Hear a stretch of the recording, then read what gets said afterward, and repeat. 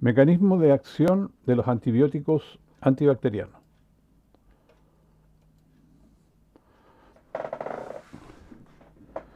Los antibióticos pueden actuar sobre las bacterias inhibiendo la síntesis de ácidos nucleicos, inhibiendo síntesis de proteína, inhibiendo síntesis del peptidoglicán o bien dañando a las membranas bacterianas.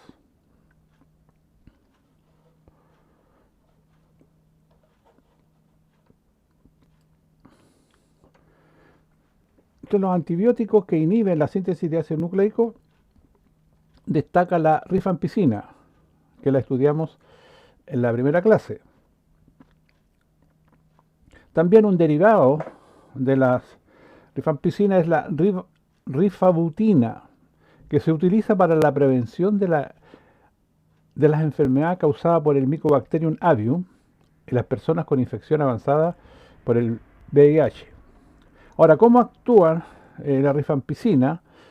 Se une a la fracción beta de la RNA polimerasa DNA dependiente e inhibe de esta manera el inicio del proceso de transcripción y por lo tanto no hay síntesis de RNA.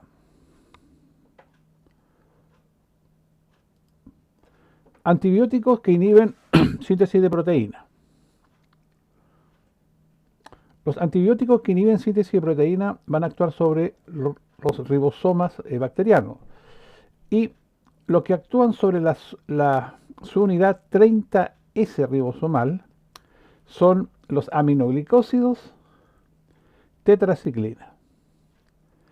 Y los que actúan sobre la subunidad mayor 50S tenemos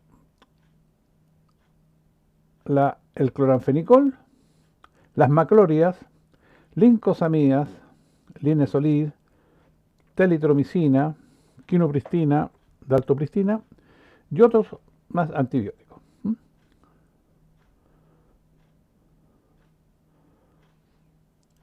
Los aminoglicósidos actúan interfiriendo con la iniciación del complejo durante la formación del péptido. Inducen a una lectura errónea del RNA mensajero, lo cual produce la incorporación incorrecta de aminoácidos en el péptido, de tal manera que hay síntesis de proteína, pero proteínas totalmente anómalas. También producen una separación de polisomas en monosomas no funcionales. Tetraciclinas. Estas ya dijimos se unen a las unidades 30S de los ribosomas bacterianos, bloquean la unión del aminoácido RNA de transferencia, ¿cierto?, el que transporta el aminoácido al sitio aceptor A.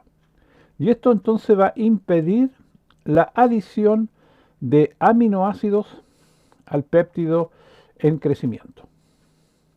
Cloranfenicol actúa sobre la subunidad mayor 50S, inhibe el proceso de transpeptidación porque inhibe una enzima que es la peptidil transferasa.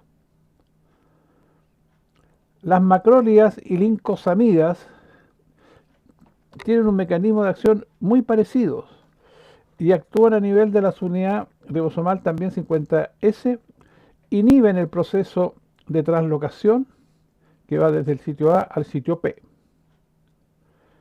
¿Cuáles son los antibióticos que inhiben síntesis del peptidoglicán o peptidoglucano? Fosfomicina, cicloserina, bacitracina, vancomicina y teicoplanina. Y por último, los beta-lactámicos. Les recuerdo que todos los antibióticos que inhiben síntesis del peptidoglicán son bactericidas. Bien, aquí tenemos todas las etapas de la síntesis del peptidoglicán.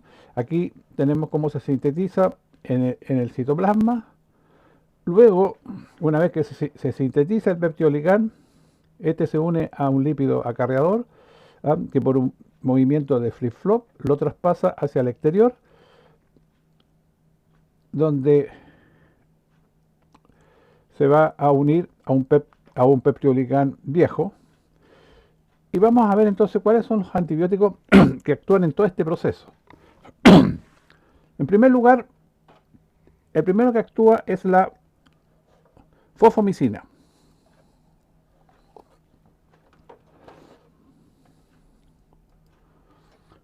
La fosfomicina es un análogo del fosfonolpiruvato, inhibe una enzima que es la fosfoenolpiruvato transferasa, y esta va a bloquear la adición del fosfonolpiruvato al UDP en acetilglucosamina, de tal manera que lo que se inhibe con la acción de la fosfomicina es la formación de este azúcar, que es el N-acetilmurámico.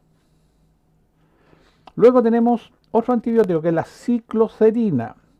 La cicloserina es un antibiótico que se utiliza exclusivamente para el tratamiento de la tuberculosis. Es un análogo estructural de la D-alanina. Bueno, en el citoplasma, la alanina tiene una configuración L y tiene que pasar a una configuración D. Y para eso actúa una enzima que es la racemasa. Y una vez que la alanina tiene configuración D, tienen que unirse dos D-alanina y ahí actúa una sintetasa o ligasa. Entonces, la cicloserina actúa inhibiendo estas dos enzimas, la alanina racemasa y la D-alanina ligasa, que son los últimos aminoácidos, ¿no es cierto?, que se unen en el pentapéptido. Luego tenemos la bacitracina, que actúa inhibiendo la acción de la pirofosfatasa, que libera el grupo fosfato, impidiendo que el lípido acarreador, en este caso el bactoprenol, se pueda unir al UDP pentapéptido.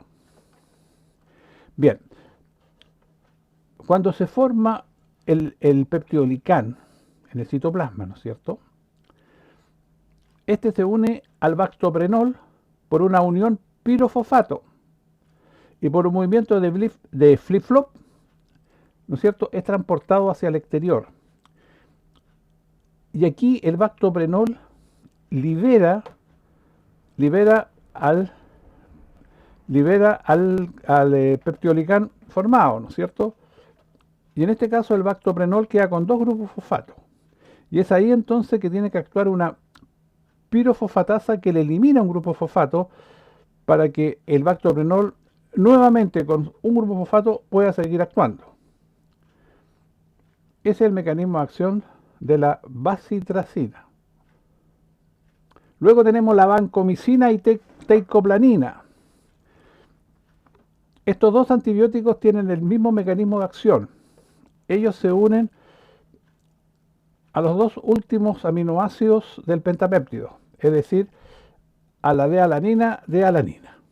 Ahí se unen. Y al unirse, inhiben principalmente la transglicosilasa y también transpeptidasa y carboxipeptidasa, pero principalmente la transglicosilasa. Luego tenemos los antibióticos beta-lactámicos. Los antibióticos beta-lactámicos tienen en común el anillo beta-lactámico. Este anillo beta-lactámico presenta similitud estructural con la región del pentapéptido al que se unen estas enzimas, por lo que es capaz de unirse a ella en forma covalente e impedir la formación de la pared celular. Es por esto que estas enzimas o proteínas se llaman PBP, Penicillin Binding Protein, que son proteína ligada a la penicilina. Los beta-lactámicos actúan activando las autolisinas bacterianas endógenas que van a destruir el peptidolicán. Los antibióticos beta-lactámicos actúan cuando las bacterias están en fase de crecimiento. Ya en fase estacionaria, ellos ya disminuyen su acción. ¿Mm? Con respecto ahora a que los beta-lactámicos actúan activando las autolisinas y por ello, ¿no es cierto?, se va a producir la destrucción del peptidolicán. Hay cepas que carecen de autolisina. Y estas cepas que carecen de autolisinas son cepas tolerantes a los beta-lactámicos. Y en estos casos, estas cepas solamente inhiben el crecimiento, pero no destruyen a la bacteria. Se dice que una cepa es tolerante a un beta-lactámico cuando la relación concentración mínima bactericida con la concentración mínima inhibitoria es mayor a 12. Bueno, estas PBP pueden actuar inhibiendo la transpeptidasa, carboxipeptidasa y transglucosidasa.